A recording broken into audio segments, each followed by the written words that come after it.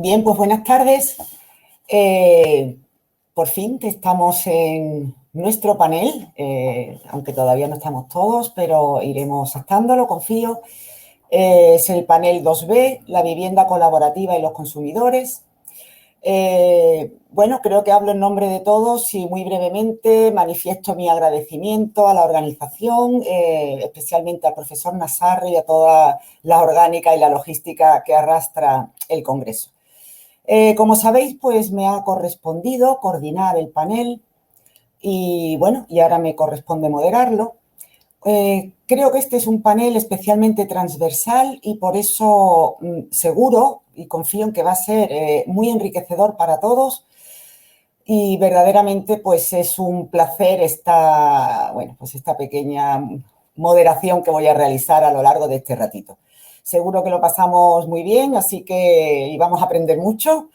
Así que, bueno, pues mucho ánimo y no tengo más que decir. Así que comenzamos con la presentación de los papers. El primero de ellos, el régimen jurídico del arrendamiento de vivienda con fines turísticos, normativa sectorial y estatutaria, a cargo del profesor Martínez Calvo de la Universidad de Zaragoza. Cuando quieras, Javier. Bueno, se me ve y se me escucha bien. Pues voy a dar comienzo. En primer lugar, me gustaría aprovechar para dar la enhorabuena a los organizadores del Congreso por su iniciativa y también para agradecerles que hayan aceptado mi ponencia y me hayan permitido presentarla oralmente en el día de hoy. Y ya sin más dilación me centro en la exposición de la misma, advirtiendo lo primero de todo que aunque el título de mi ponencia hace referencia a la regulación sectorial y estatutaria, en mi exposición me voy a centrar sobre todo en esta última, y en concreto en la posibilidad de que las comunidades de vecinos establezcan normas que regulen el alquiler turístico de las viviendas. Como todos sabemos, en aquellos casos en los que las viviendas turísticas están situadas en edificios sujetos al régimen de propiedad horizontal, que son la mayoría, es frecuente que se produzcan conflictos entre el propietario del piso turístico y la comunidad. Y es que en muchos casos las comunidades de vecinos ven incrementados los gastos debido al aumento de la frecuencia con la que se usan los elementos comunes del edificio. Y ahí hay que añadir otras externalidades negativas que van más allá de lo meramente económico, como el ruido y la suciedad que provoca el tráfico continuo de personas. Estos inconvenientes se acentúan cuando lo que se alquila es la vivienda en su totalidad, en vez de alquilar, por ejemplo, solo una habitación, debido a la ausencia del propietario para vigilar y para impedir ciertos comportamientos que pueden provocar molestias. Por ello, parece conveniente regular de forma adecuada este nuevo fenómeno con el objeto de salvaguardar los derechos de todas las partes implicadas y, en el caso que nos ocupa, los de los propietarios del resto de elementos privativos integrados en el mismo edificio sujeto al régimen de propiedad horizontal. En este sentido, hace ya un par de años que el Gobierno promulgó el Real Decreto Ley 7/2019 de medidas urgentes en materia de vivienda y alquiler, a través del cual estableció varias medidas que tratan de poner coto al alquiler turístico de las viviendas particulares. Y entre dichas medidas se llevó a cabo una reforma de la Ley de Propiedad Horizontal con el objeto de facultar a las comunidades de propietarios para regular el uso turístico de los pisos situados en el edificio. En concreto, esta cuestión se recoge en el artículo 17.12 de la Ley de Propiedad Horizontal, que prevé la posibilidad de incluir en los propios estatutos de la comunidad limitaciones y condicionantes al ejercicio de la actividad turística, para lo que se requiere el voto favorable de las 3/5 partes del total de propietarios, que a su vez representen las 3/5 partes de las cuotas de participación. Antes de la reforma en realidad también cabía esta posibilidad, pero ello requería unanimidad, como ocurre con cualquier modificación estatutaria, lo que en la práctica dificultaba enormemente su adopción, sobre todo si en la comunidad había algún vecino que viniese destinando su vivienda al alojamiento turístico o que tuviera la intención de hacerlo, pues lo lógico es que votara en contra. La principal duda que despierta la redacción del artículo 17.12 de la Ley de Propiedad Horizontal es relativa a su alcance concreto, o para ser más exactos, Así incluye o no la posibilidad de prohibir completamente el uso turístico de los elementos privativos del edificio. Y su tenor literal se refiere exclusivamente a la posibilidad de limitar o condicionar el ejercicio de la actividad turística, lo que en puridad no alcanzaría la posibilidad de prohibirla.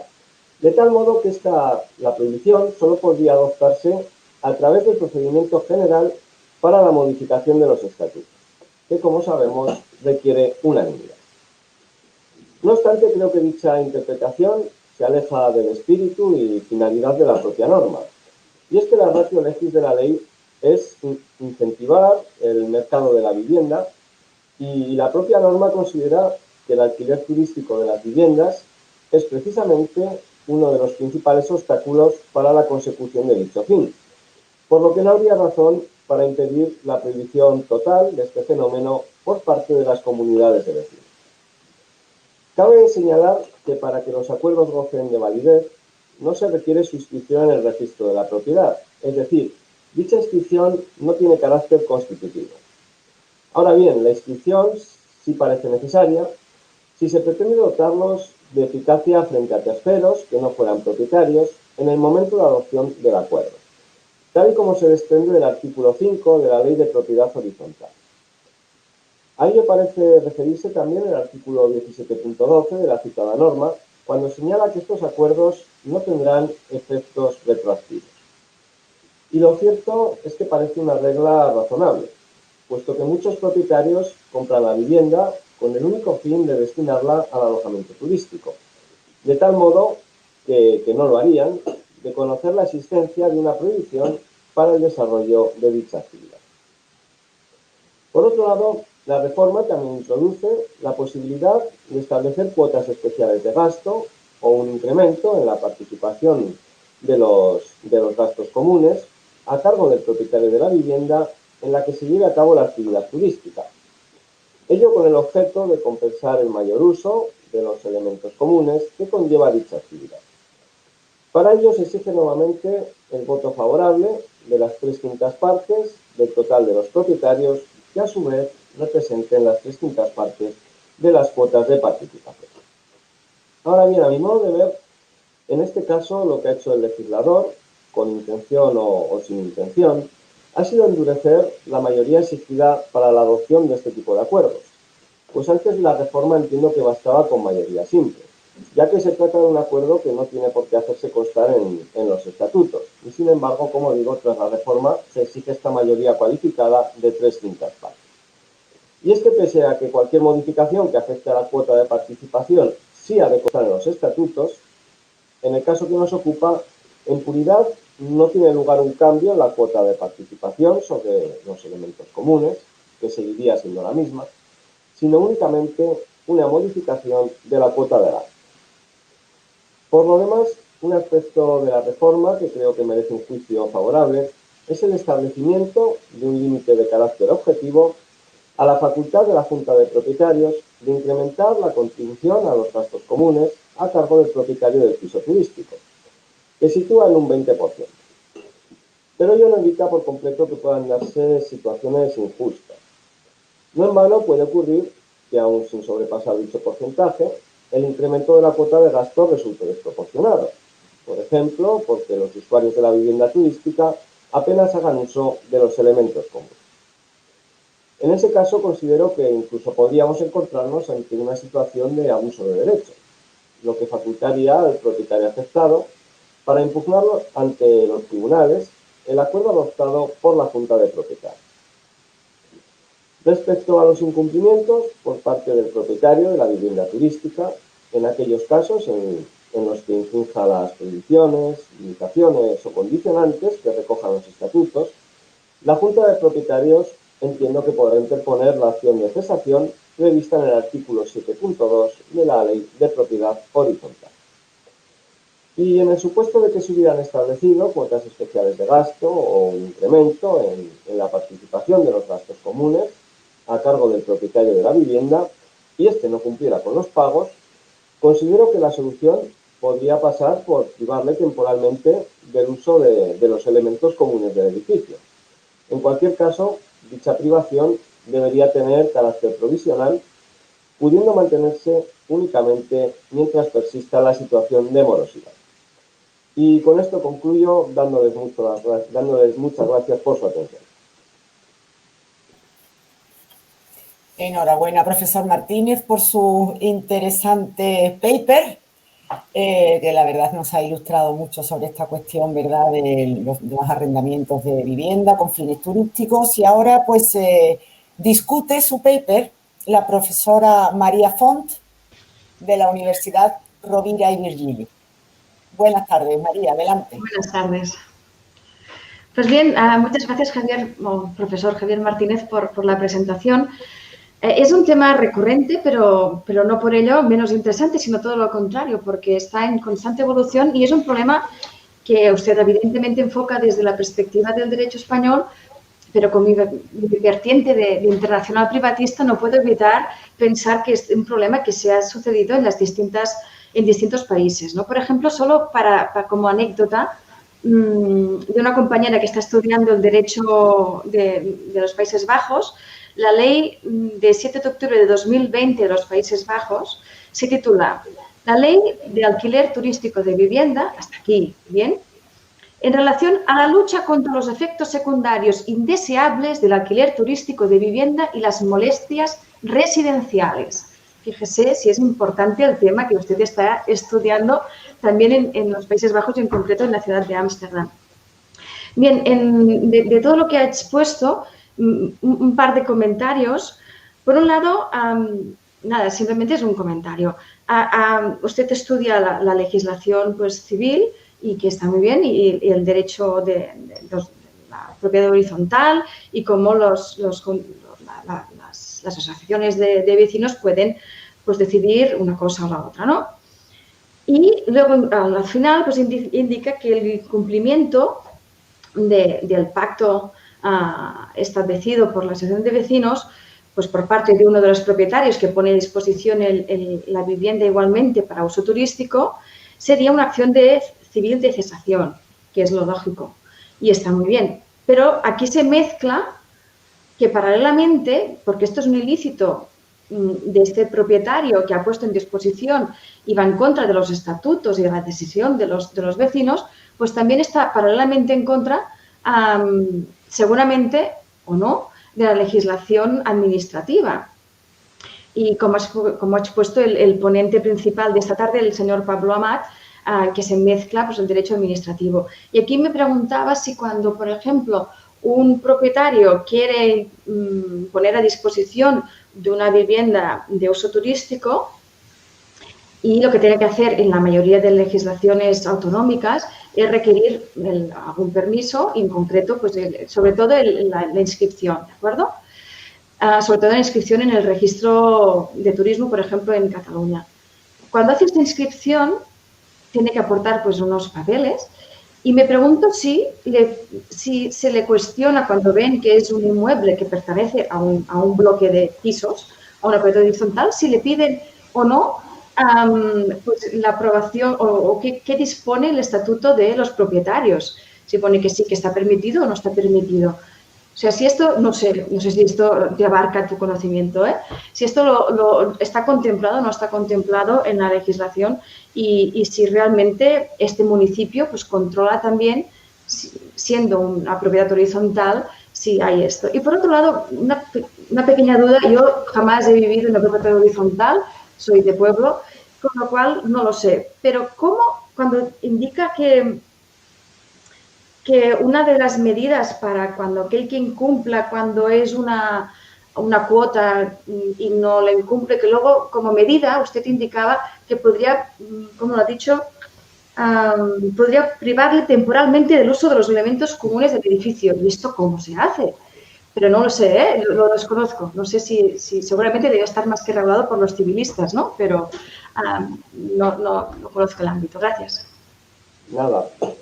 Muchas gracias a usted, profesora María Font, por sus cuestiones. Respecto a la primera, he tenido la oportunidad de estudiarlo a fondo, pero sí de estudiar un poco algunas normas administrativas, alguna normativa sectorial sobre alojamiento colaborativo, y la verdad es que las referencias que hacen a a las comunidades de propietarios y a la posibilidad de que éstas establezcan algún tipo de limitación son muy escuetas, muy escuetas. En algún caso sí que es verdad que solicitan que no exista por parte, cuando tienen que dar el permiso, ¿no?, para que se pueda ejercer el alojamiento colaborativo en esa vivienda, que no exista por parte de la comunidad de propietarios ningún tipo de prohibición o limitación al respecto. Pero en verdad ya digo que es una cuestión que no está regulada apenas de momento en el ámbito administrativo. Entiendo que dentro de un tiempo lo estará, ¿no? Porque, claro, ya hace 2 años que se ha introducido esta referencia, ¿no?, en la ley de propiedad horizontal a que las comunidades limiten o prohíban esta cuestión, pero claro, de momento no ha tenido demasiado recorrido, ¿no? También hay que pensar que vino la situación de pandemia que frenó un poco toda esta cuestión del alojamiento colaborativo o ha hecho que no sea un problema tan gordo de momento para las comunidades de propietarios, ¿no? Y respecto a la segunda cuestión, lógicamente hay elementos comunes de los que no se puede privar a un propietario, ¿no? No le podemos privar de utilizar las escaleras o incluso el ascensor para que pueda acceder a su vivienda, pero sí que como sanciones a veces sí que se establece la prohibición de utilizar temporalmente determinados elementos privativos. Estoy pensando, por ejemplo, en la piscina o en una pista de pádel, determinados elementos que sí serían susceptibles de privarles de su uso. Y esto ocurre, ¿no?, en ocasiones cuando hay impago de cuotas de la comunidad, pero ya digo que tiene que ser siempre elementos que sean susceptibles de que se pueda privar de su uso, ¿no? No tendría sentido privarle de utilizar las escaleras y que no pueda acceder a su vivienda. No sé si con esto le doy respuesta. Muchas gracias. Perfecto. Muchas gracias a usted. Bien, pues muchas gracias a los dos. La discusión presenta su paper la profesora Font de la Universidad Rovira i Virgili, como he dicho antes, París, la Cité de y Airbnb. Adelante, María.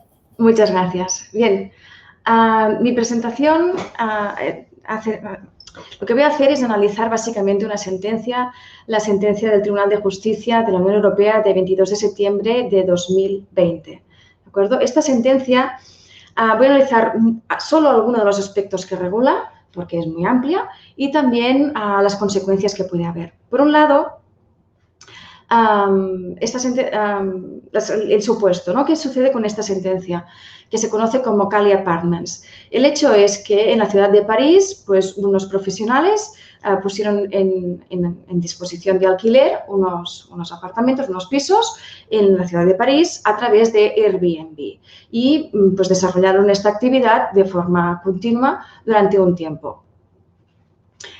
¿Qué sucedió? Que al cabo de un tiempo de practicar estos arrendamientos de temporada de verano,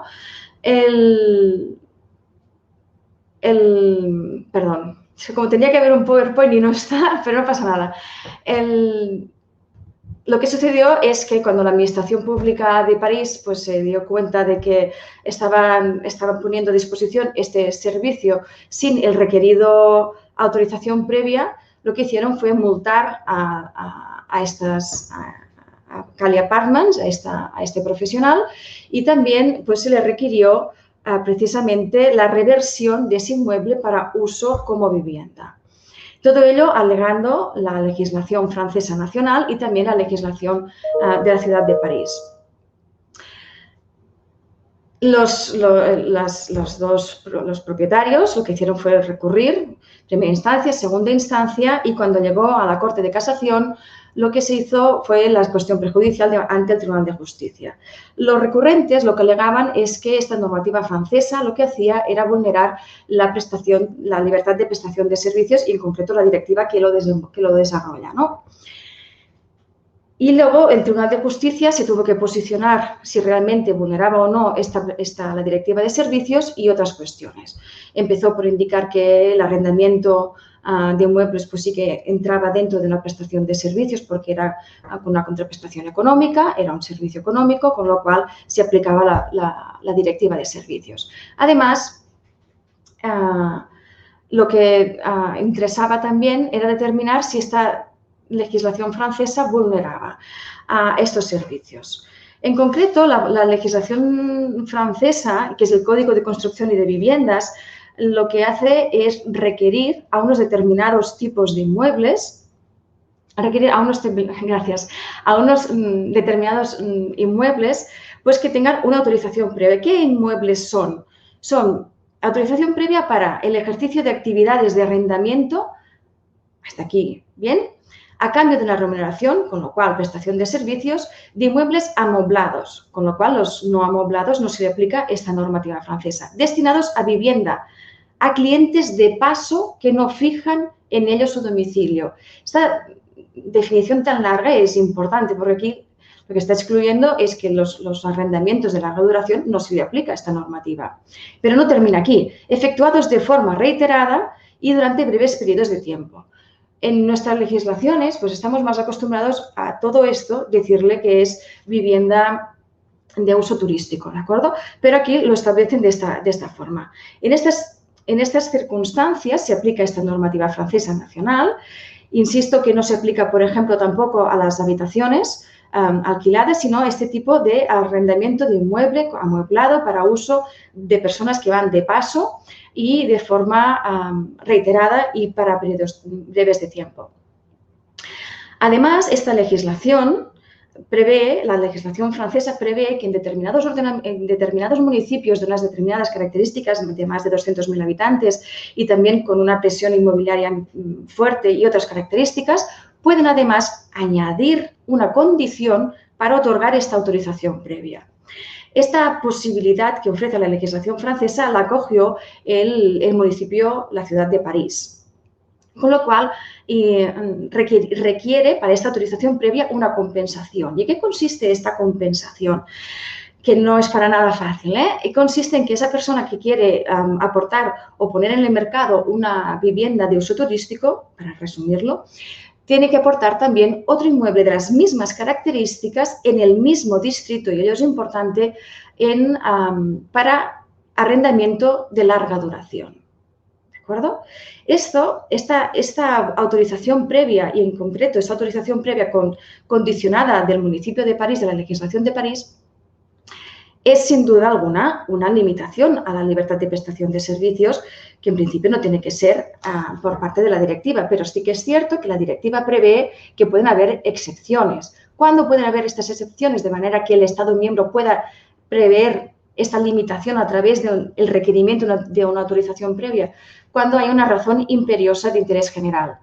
¿De acuerdo? Y si vuelven a poner el POWER, hay un fragmento que explica muy bien el Tribunal de Justicia cómo puede ser argumentado. De hecho, este Código de Construcción de Viviendas francesas se argumenta en que es un instrumento adecuado para alcanzar los objetivos de diversidad social de hábitat en su territorio, de oferta suficiente de viviendas y de mantenimiento de alquileres a un precio asequible. O sea, muchos de los argumentos que hay en esta sentencia es precisamente que el objetivo de esta legislación francesa es tener un acceso a la vivienda.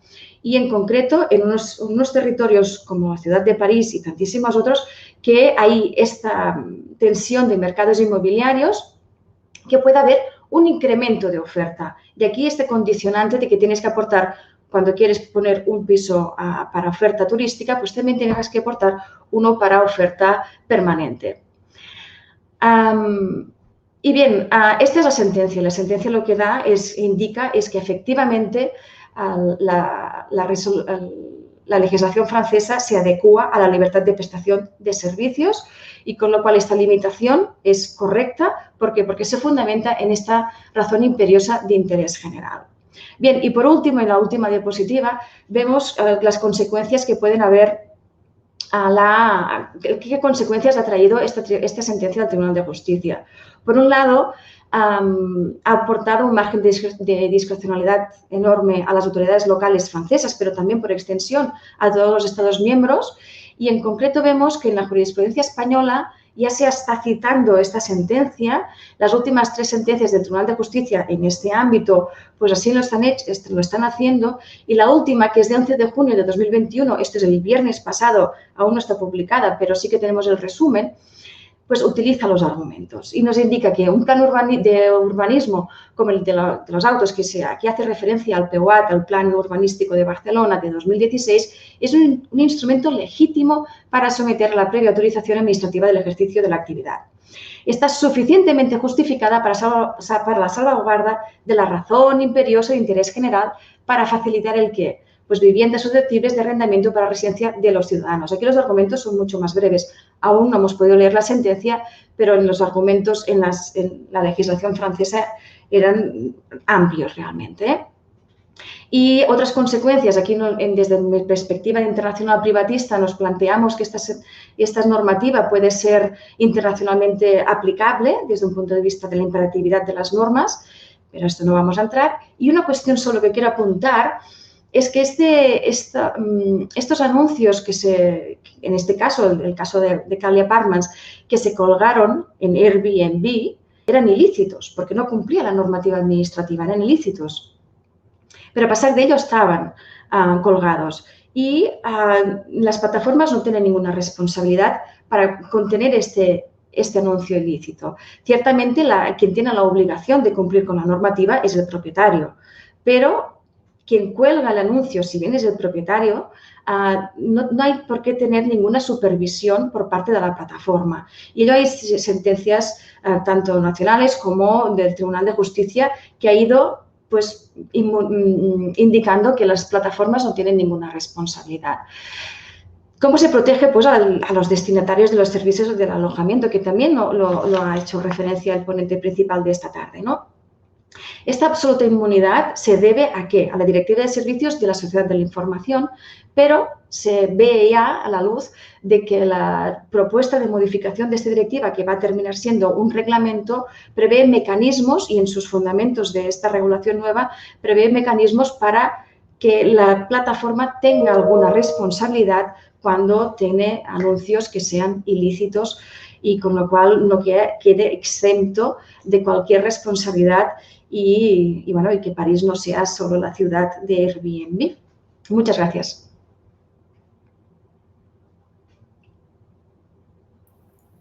Bien, pues muchas gracias, profesora Font, sobre todo porque ha trasladado, ¿verdad?, toda esta cuestión a una perspectiva europea, por supuesto, y a una de las ciudades más turísticas del mundo por excelencia. Entonces, todos estos problemas se hacen mucho más acuciantes y, bueno, más necesitados de una regulación. Discute a la profesora Font el profesor Martínez. Profesor Martínez, adelante. Sí. Bueno, lo primero de todo, felicitar a la profesora María Font por su excelente exposición sobre una cuestión que es bastante controvertida y que implica una tensión entre el libre ejercicio del derecho de propiedad y el derecho del propietario a decidir el destino del inmueble del que es titular, a decidir si lo alquila por un periodo más largo o por un periodo más corto, si es que le sale más rentable. Y por otro lado, el interés general en tener un parque de viviendas, ¿no?, suficiente, sobre todo en las grandes ciudades y a un precio asequible. Claro, vivir en el centro de una gran ciudad hoy por hoy se ha convertido en algo prácticamente imposible, ¿no?, para el común de los mortales, al menos si se pretende hacerlo en una vivienda digna. Y creo que este tipo de normas que ponen coto al alquiler turístico sí que son una forma de poner límite a esta situación. Iba a decir de revertir, pero bueno, de revertir creo que es complicado, pero al menos de poner freno, ¿no? Claro, me ha llamado la atención lo que comentaba la profesora María Font, esta exención de toda responsabilidad para las plataformas digitales en las que se publican los inmuebles, cuando en realidad estas plataformas también se lucran, ¿no?, de la actividad, y cuando creo que tampoco sería una carga desproporcionada exigirles que tuvieran un control de los anuncios que se publican en su plataforma y de que los inmuebles que en ellos se publicitan cumplan con los requisitos exigidos por la normativa. Por tanto, a mi modo de ver y por lo que he deducido de las palabras de la profesora María Font, creo que no piensa muy distinto a mí, ahora me lo podrá confirmar. No estaría de más establecer algún tipo de responsabilidad a cargo de estas plataformas cuando no hayan tenido la diligencia de comprobar que los inmuebles que se anuncian en ellas cumplen con todos los requisitos exigidos por la normativa nacional, incluso aunque fuera una responsabilidad de carácter subsidiario, ¿no?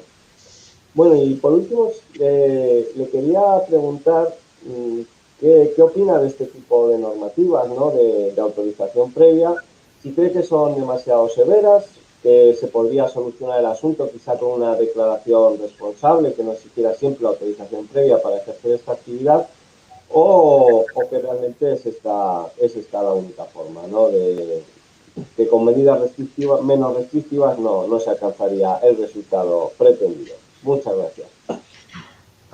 Muchas gracias, Javier Martínez, por estas palabras, y a ver si puedo contestar un poquitín a todo de forma muy rápida porque el tiempo apremia. Bien, por un lado, ¿por qué las plataformas no son responsables de nada? Pues porque no se regulan por la Directiva de Servicios, sino los servicios de la información. Y como está regulado que no son responsables si no desarrollan la actividad subyacente. Y la actividad subyacente no la hacen las plataformas, sino que la hacen los propietarios con el arrendatario y con el arrendador, con lo cual no intervienen propiamente en este arrendamiento, sino que solo los ponen en contacto y etcétera. Es la discusión eterna de que no hacen o no actúan en esta actividad subyacente que es el arrendamiento propiamente dicho. Pero igualmente sí que tendrían que tener algún tipo de responsabilidad porque realmente se lucran y muchísimo por todos los lados, ¿no? La responsabilidad que se está viendo, hay mucha jurisprudencia española y también del Tribunal de Justicia que nos indica que va reiterando de que no son responsables, pues de controlar de que tengan el permiso, en el caso catalán, ¿no?, el registro, que tengan el número de registro, que ellos no son quienes tienen que controlarlo, que lo tiene que controlar la Administración y en cierta medida pues tienen razón. Pero bueno, en la propuesta de reglamento sí que se prevé que habrá unos controladores que van a comprobar y que las plataformas alguna acción tendrán que hacer.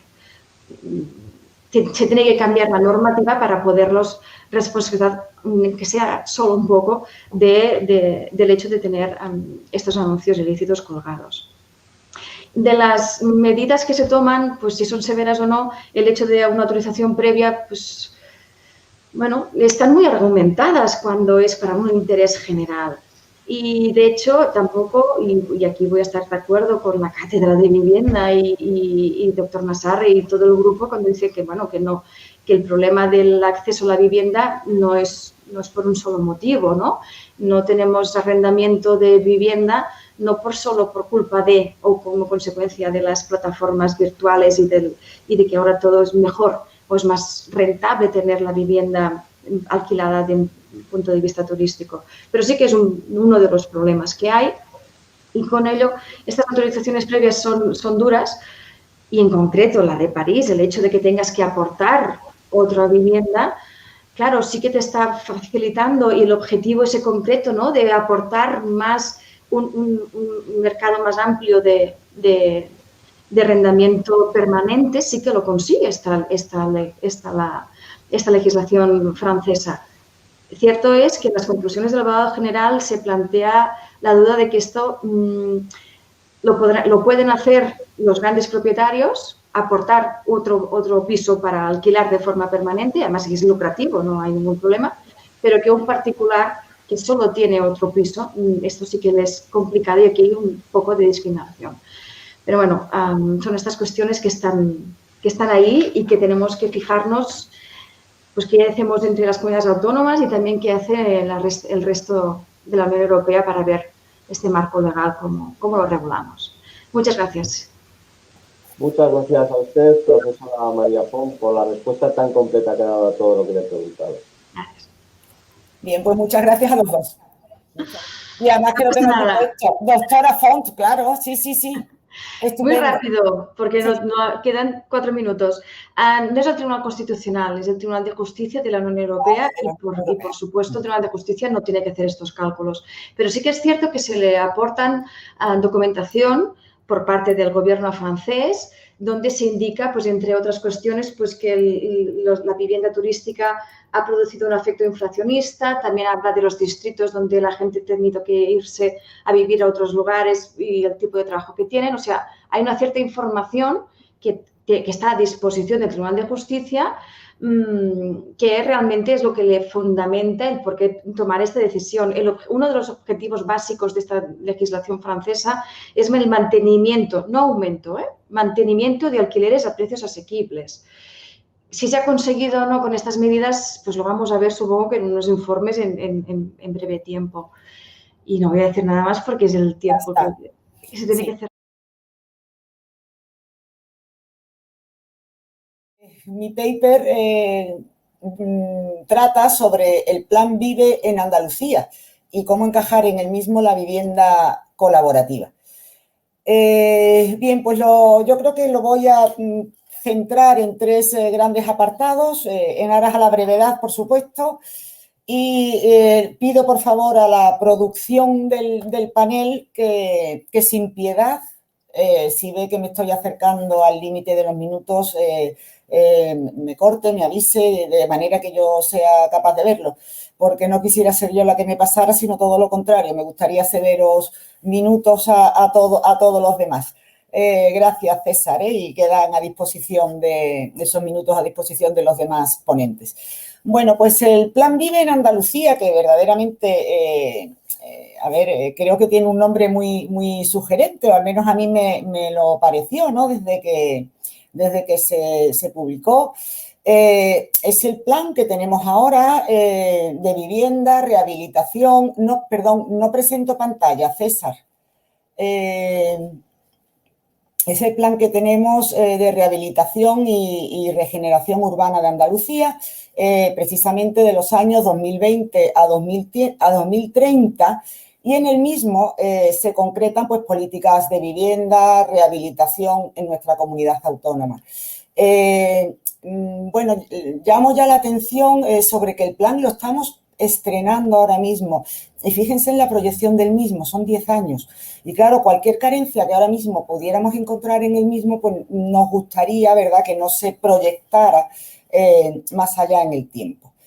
Este plan 2030, pues sucede al 16-20, al plan 2016-2020, que verdaderamente, pues, era menos ambicioso, aunque nada más que fuera en el ámbito temporal.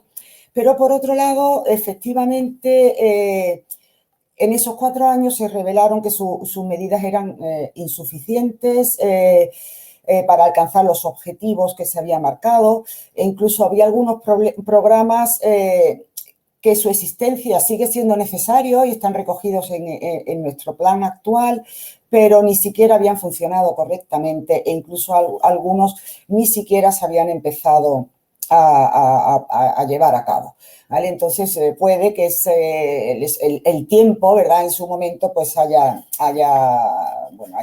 contado en su perjuicio, pero bueno, no quiero tampoco profundizar en esto mucho más. Este plan Vive en Andalucía, pues se inscribe en el marco de la Ley 1 de 2010, reguladora del derecho a la vivienda en Andalucía, y por otra parte, pues incorpora los programas del Plan Estatal de Vivienda 18-21, ¿vale? Entonces, como pueden ir observando, ¿verdad?, pues se van sucediendo o incluso escalonando en el tiempo todos estos planes. Bueno, segunda cuestión que me he planteado. ¿Hace este plan referencia a la vivienda colaborativa? Hombre, porque en principio, ¿verdad?, parecía que sí tenía que hacerlo.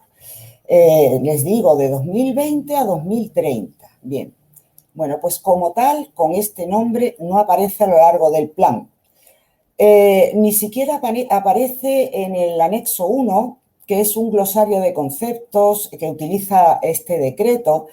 En este sentido, el plan sí es muy minucioso y se ha preocupado por explicarnos a qué se está refiriendo con cada expresión que va incorporando. Bueno, pero efectivamente no aparece en ese anexo, en ese glosario, y tampoco aparece a lo largo de todo el plan. Entonces, podremos o no, tercera cuestión, podremos o no considerar que está prevista, regulada esta vivienda colaborativa en Andalucía, en el plan Vive en Andalucía en concreto. Bien, Pues efectivamente yo creo que va a depender en gran medida de lo que entendamos por vivienda colaborativa. Y prácticamente como que lo voy a dejar aquí esta cuestión porque ya antes advertía, ¿verdad?, presentando el panel, que este panel es muy transversal y me va a discutir una socióloga.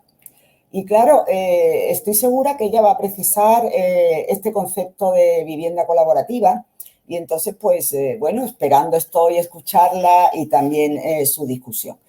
Pero si partimos de algo muy general, como es esa comunidad de personas que tienen la intención y que tienen las mismas prioridades y que tienen un proyecto común de vivienda, y yo a esto le añado que tiene que ser autopromovida y autogestionada, ¿verdad? Pues efectivamente esto da cabida a modelos muy variados. Yo creo que es un proyecto de convivencia e incluso creo que es un proyecto de modo de vida. Yo casi que voy un poquitín más allá. Y bueno, pues encajarlo entonces todavía me resulta más complicado a nivel autonómico y a nivel nacional. Ya han ido saliendo esta mañana pues cuestiones relativas a la manera de admitir a esas personas que iban a compartir proyectos, a esas personas, bueno, pues todo eso lógicamente tiene su interés porque insisto en que se trata de un proyecto de convivencia. Partiendo de este tan general definición o concepto de vivienda colaborativa, pues repasamos los objetivos del plan Vive en Andalucía y nos damos cuenta que en el objetivo E se hace alusión directa a viviendas protegidas, pero sinceramente no considero que lo que planteo de esta manera tan concreta entre en este concepto. Si nos vamos al título 2, capítulo 1, vivienda protegida, seguimos abundando, capítulo 2, vivienda protegida en venta o alquiler. Después, en este capítulo 2, efectivamente, cuando habla de los destinatarios, parece que podría encajar esta cuestión porque ya habla de unidades familiares como destinatarias de esta vivienda protegida. Bueno, pues yo, iba comprobando como si se fuera abriendo el camino. Si seguimos ya la sección segunda, esas unidades familiares parece que serían siempre destinatarios finales, no estaría hablando pues eso, de esa autopromoción a la que antes me he referido. Y efectivamente llegamos a los artículos 29 y 30 y allí sí creo que entraría este concepto de vivienda colaborativa cuando nos habla de la promoción de viviendas protegidas por sus futuras personas usuarias, consiguiendo con ello la participación directa en todo el proceso del destinatario final de la vivienda. Pero no le llama vivienda colaborativa, habla de programa de vivienda protegida en régimen de autopromoción. Claro, entonces estaría el problema de la adquisición de los terrenos, que incluso dice este plan que estará sujeto a condición resolutoria, esa adquisición. Yo esto desde el punto de vista civil lo considero muy interesante. Después se establece una serie de líneas de ayuda a las personas autopromotoras. Bueno, pues les remito pues entonces a la sección tercera del título 2, capítulo 2, donde efectivamente creo que puede encajar toda esta cuestión. El destino, o de qué manera son destinatarios, de qué manera jurídicamente hablando son destinatarios estas unidades familiares de esta vivienda en autopromoción, yo entiendo en todo momento que se está refiriendo a la propiedad. Y no puedo deducirlo de otra manera porque habla de parcelas propiedad del autopromotor, y todo ello, pues bueno, contando con que efectivamente pues luego haya una serie de ayudas de entidades financieras, etcétera, ¿verdad? Pero eso en ningún momento, ¿verdad?, parece que da cabida a otro tipo de régimen jurídico para estas viviendas en régimen de autopromoción, donde creo, como les digo, que encaja perfectamente la vivienda colaborativa, en mi opinión, y salvo opiniones en contra. Y después, que yo ya voy liquidando para terminar, pues sí, quiero también poner en común, ¿verdad?, una iniciativa del Ayuntamiento de Sevilla, un proyecto piloto que llamaba también de alojamiento colaborativo. Claro, a mí enseguida, pues como se dice vulgarmente, se me levantan las orejas. Digo, ay, ya tenemos aquí, en el año 19, ya tenemos aquí nuestras primeras viviendas colaborativas. Bueno, pero, han salido adelante, se han entregado las llaves, etcétera, ¿vale? Pero son unos grupos absolutamente heterogéneos, que además esto está, digamos que la iniciativa es pública, que no es que esté criticándolo, que muy bien, pero bueno, entramos ya en esa fase o en ese régimen de colaboración público-privada, ¿vale? Que ya no entra dentro del paper que comparto. Estos grupos heterogéneos lo que hacen es compartir espacio de trabajo, de estudio, de ocio, y la verdad, pues están muy bien equipados, en un entorno muy agradable, muy accesible, y piensan, ¿vale? Y el objetivo es que todos convivan, todos cooperen en la realización de diversas tareas, o sea que digamos que ha invertido lo que entiendo que debiera ser el concepto de vivienda colaborativa, y la comunidad se forma a posteriori, ¿vale? Sencillamente la administración se ocupa de buscar esos destinatarios para estos proyectos que, como digo, son de iniciativa pública. Bueno, pues gracias, César, por el aviso, que de todas formas termino ya.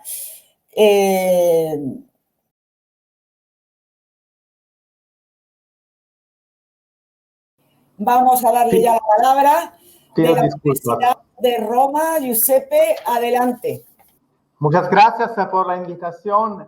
Mi ponencia tratará el tema del condotel para superar la crisis del turismo tras la pandemia. Es probable que los modelos de economía colaborativa puedan utilizarse para la recuperación del turismo tras la pandemia. Se espera que en los próximos meses los consumidores recuperen la confianza y puedan optar por alquilar una casa de vacaciones o intercambiar su vivienda. En este sentido, muchos hoteles se plantean a cambiar sus servicios y utilizar los recursos de forma más eficiente. Por ejemplo, a través del mecanismo de condotel. El condotel puede ser una institución valiosa para los hoteleros afectados por la crisis económica debido a la pandemia. Esta institución permite al propietario de un hotel dividir la estructura en unidades de tipo vivienda equipadas con servicios independientes, vendiendo una parte en propiedad a particulares. El comprador de la unidad inmobiliaria dentro del hotel puede utilizarla directa y exclusivamente, aprovechando los servicios de hotel, o puede encargar la gestión al propietario del hotel. El condotel se caracteriza por una naturaleza híbrida y compleja, ya que coexisten en un mismo complejo inmobiliario tanto la propiedad de una empresa hotelera como los particulares que tienen la propiedad exclusiva de las unidades individuales. El objetivo de este instituto es garantizar tanto la satisfacción de las necesidades turístico-residenciales de los particulares como la prestación de servicios turísticos receptivos por parte de la empresa hotelera. Otra ventaja puede ser la coparticipación de los particulares en la gestión y el mantenimiento de las zonas de propiedad común con la posibilidad de compartir la carga de los gastos. En Italia el Condotel está constituido por uno o varios conjuntos inmobiliarios situados en el mismo municipio y que no distan más de 200 metros del edificio del hotel, donde se encuentra la recepción. En parte destinados al alojamiento turístico para el uso de los turistas, en parte destinados al uso residencial de los propietarios privados, con cambio de uso relativo. Estas unidades inmobiliarias son gestionadas de forma unitaria por un responsable de la actividad hotelera que puede coincidir con el propietario del hotel. Las escrituras de transmisión de las unidades inmobiliarias incluidas en el Condotel deberán realizarse ante notario, ya que se prescribe expresamente la publicidad de la correspondiente escritura de transmisión mediante la transcripción del título en los registros inmobiliarios. El Condotel puede considerarse un ejemplo de colaboración y reparto de recursos frente a la crisis económica. La esperanza para todos los sectores de actividades y también para las empresas es obviamente que pronto podamos superar la situación de emergencia sanitaria y volver a la normalidad. Pero probablemente nada volverá a ser como antes. La diffusione del COVID-19 y las medidas de contención han impulsado a pensar en soluciones innovadoras para el trabajo a distancia y al mismo tiempo han puesto de manifiesto la necesidad de encontrar formas alternativas de empresa. Como señala un sociólogo del trabajo italiano, Domenico De Masi, todo el modelo de producción tradicional se ha puesto en crisis y ha llegado el momento de replantear por completo los procesos organizativos del trabajo moderno en función de las necesidades que han cambiado con el tiempo. Conviene recordar que el planteamiento de Ford y Taylor, que ha dominado los procesos industriales hasta ahora, está influido por una organización del trabajo nacida a un'epoca differente. En la época actual, el 70% de los trabajadores pertenecen al sector terciario, pero siguen organizados según el modelo del siglo pasado, que obviamente ya no es adecuado. La pandemia ha acelerado un proceso que habría tenido lugar de todos modos, con la consecuente pérdida de algunos puestos de trabajo tradicionales. Ahora, la economía colaborativa y los modelos de vivienda compartida podrían servir para replantear la organización del trabajo de una manera más moderna y deben considerarse como oportunidades para nosotros. Tenemos que pensar en nuevas formas de organización empresarial basadas en la solidaridad, una solidaridad que debe ser interpretada y declinata non secondo el sentido clásico de quien actúa desinteresadamente, sino según una perspectiva diferente. Si las empresas ya no pueden actuar en el mercado como antes porque tienen dificultades, y si la crisis económica ha tenido efectos devastadores en todos los sectores, no es posible invocar las reglas de la libre competencia. Las empresas interesadas en lograr una mayor eficiencia productiva pueden decidir diseñar conjuntamente un determinado producto o llevar a cabo otras formas de cooperación y volver a la normalidad. Como decía Paul Harvey, en tiempos de crisis debemos recordar que siempre ha habido tiempos de crisis. Así que una vez más, construyendo redes de colaboración, podremos superar los retos globales. Muchas gracias. Termino aquí. Muchas gracias, profesor Spoto. Gracias también por el esfuerzo de salir de su zona de confort y dejar el italiano, dejar su lengua materna. Y bueno, yo creo que al final esto es una actitud que también marca o ha marcado, ¿verdad?, el contenido de su paper, con esa economía colaborativa que tiene que ir más allá. Y bueno, pues más allá muchas veces significa pensar, inventar, ¿verdad?, crear, ¿verdad?, y salir de nuestra, como le he dicho, de nuestra zona de confort.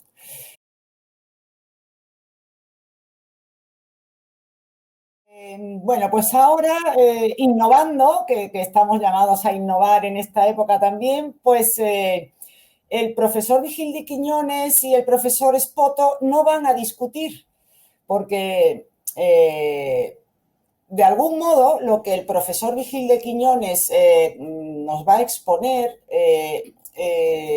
bueno, pues es ya una discusión, por así llamarla, de la comunicación del profesor Giuseppe Spoto. Así que le voy a dar la palabra directamente al profesor Vigil y los condoteles como vivienda colaborativa. Adelante. Buenas tardes y muchas gracias. El tema lo habíamos trabajado el profesor Spoto y yo los últimos días, de forma que hasta cierto punto ya se puede decir que esta comunicación mía puede ser también hasta cierto punto discusión de la que él ha realizado. Los condoteles son una figura interesante. En España no tienen una previsión normativa a nivel estatal, sino que han sido 8 comunidades autónomas, fundamentalmente las que tienen más turismo, como Baleares, Canarias, Andalucía, Cataluña, la Comunidad Valenciana, Murcia y luego también, en menor medida, aunque no son de las más turísticas, el País Vasco y Extremadura, han sido las comunidades autónomas las que a través de leyes autonómicas han regulado la figura de los condoteles. Normalmente, estas figuras de los condoteles están reguladas a través de una estructura empresarial que se encarga de la promoción, construcción y gestión del condotel y en la que el condueño de una habitación de hotel se comporta como consumidor. De forma que a los efectos del tema que nos reúne en este congreso, resulta interesante que hay una previsión normativa de protección del consumidor muy interesante en la que prácticamente los estándares habituales de las leyes de consumidores, de información lo más perfecta posible, posibilidades de desistimiento y tal se dan, pero creo que no estamos en condiciones de hablar de una vivienda colaborativa porque al anular la posición del condueño a una situación mucho más clientelar de la que se puede dar, por ejemplo, en una comunidad de vecinos al uso en régimen de propiedad horizontal, al posible habitante colaborador se le convierte en un simple consumidor. Desde el punto de vista de la vivienda, la mayoría de las leyes autonómicas plantean un problema y es que dicen que solo se puede configurar una estructura habitacional como condotel en el caso de que el propietario vaya a habitar en ella menos de 2 meses al año. En alguna ley autonómica se permite hasta 6 meses. Afortunadamente, la ley de la región de Murcia no contempla plazo máximo para residir, de acuerdo con una idea un poco más liberal de la regulación de los condoteles. Así las cosas, es muy difícil que un condotel se vaya a poder convertir en vivienda colaborativa porque no se permite vivir allí más de 2 meses al año, lo cual me parece, sinceramente, una gran barbaridad. Me planteaba el profesor Spoto algunas cuestiones que de alguna manera vienen marcadas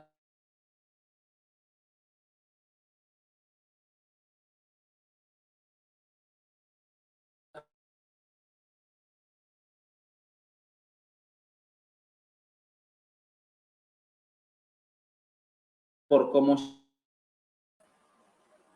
Ahora sí, ¿no?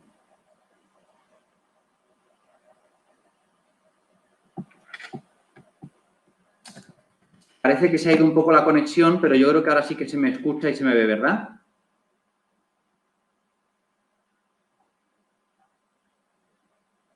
Muy bien.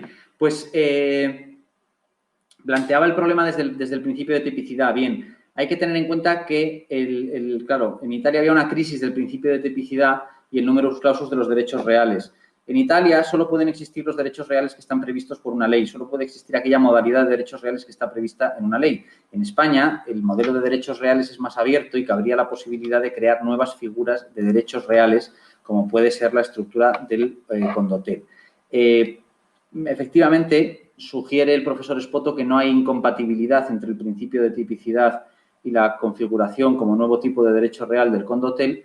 Yo creo que no, lo podría prever una ley especial, igual que existe como hasta cierto punto una figura especial de derecho real en el aprovechamiento oportuno de bienes inmuebles de uso turístico y, por tanto, aunque hay diferencias entre el derecho español y el derecho italiano, creo que el principio de tipicidad y el sistema de numerus clausus, numerus apertus en la creación de derechos reales no sería un problema a los efectos de dar entrada a la figura del Condotel. El principal problema, a mi modo de ver, es una escasa y hasta cierto punto entorpecedora previsión normativa que no facilita la utilización del Condotel dentro de la libertad constitucional de fijación del domicilio. Probablemente algunas de estas leyes autonómicas son pues, leyes inconstitucionales en cuanto a este aspecto.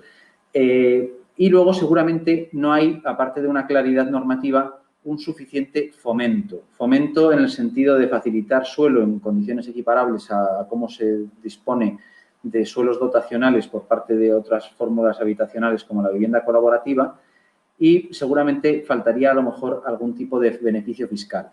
Me planteaba finalmente el profesor Espoto qué decir respecto de los posibles condoteles que se pudiesen utilizar para el agroturismo. Seguramente el fomento de la figura del condotel para el agroturismo pasaría, eso sí, por establecer algún beneficio fiscal concreto, ya que si no el incentivo para poder construir condoteles en la España vacía va a ser excesivamente escaso y donde no hay un atractivo empresarial importante, seguramente el beneficio fiscal sea el principal atractivo al que se pueda recurrir. De hecho, en la reciente comparecencia de las plataformas de defensa de la España vaciada en el Congreso de los Diputados, precisamente lo que se pedía era que, igual que, por ejemplo, Ceuta y Melilla gozan de unos beneficios fiscales fuertes en la mayoría de los impuestos, pudiese gozar la España vaciada de ese tipo de beneficios. Sugiere el profesor Espoto, se podría entender bien dentro de la disciplina de la copropiedad y también existen similitudes con el modelo de multipropiedad. Estoy completamente de acuerdo y a falta de una previsión normativa, yo como registrador a efectos del registro de la propiedad creo que lo más fácil es que el condotel se configure como una comunidad especial a la que sean aplicables parcialmente las disposiciones del régimen de propiedad horizontal. Bien, pues yo creo que estos son los aspectos fundamentales que se podría decir. Insuficiencia normativa, falta de previsión para que pueda servir para la vivienda y falta de incentivos para promover la figura de los condoteles en España. Por lo demás, pues creo que es una figura interesante y que el planteamiento del profesor Espoto resulta adecuado como posible camino para la recuperación de las actividades turísticas a través de los hoteles de condueños dentro de una nueva etapa en la que, evidentemente, la economía propiamente colaborativa va a tener un papel diferente al que tenía con anterioridad. Bien, pues muchas gracias, profesor Vigil. Ha sido como una prolongación, ¿verdad?, de lo dicho por el profesor Giuseppe y efectivamente le han dado una perspectiva muy novedosa a esto del condotel y su posible aplicación en España, porque, hombre, el tema del numerus apertus nuestro en los derechos reales, pues yo creo que incluso lo haría más fácil, no lo sé, a ver si el debate da para eso. No, había una pregunta para el profesor Giuseppe que preguntaba bajo qué régimen los propietarios ceden las unidades privativas, habitaciones, al propietario del hotel. Preguntaba, ¿se trata de un contrato de alquiler, otro tipo de contrato? En mi modesta opinión, creo que el profesor Vigil de Quiñones ha ido respondiendo a esta cuestión. En todo caso, yo emplazo a quien tenga la duda, como nos queda 1 minuto y medio para cerrar el panel, ¿vale? Pues eso. En propiedad, el condueño del condotel está en propiedad, lo que pasa es que no es una propiedad enteramente libre. Tiene obligación de someterse a la gestión del inmueble por parte de la empresa promotora y accederle como mínimo 10 o 6 meses al año el uso a otro usuario para que la pueda disfrutar. Entonces, es una situación de propietario de inmueble y casi accionista. Ok. Pues muchas gracias, profesor Vigil. Oye, muchas gracias a todos. Damos por finalizado nuestro panel.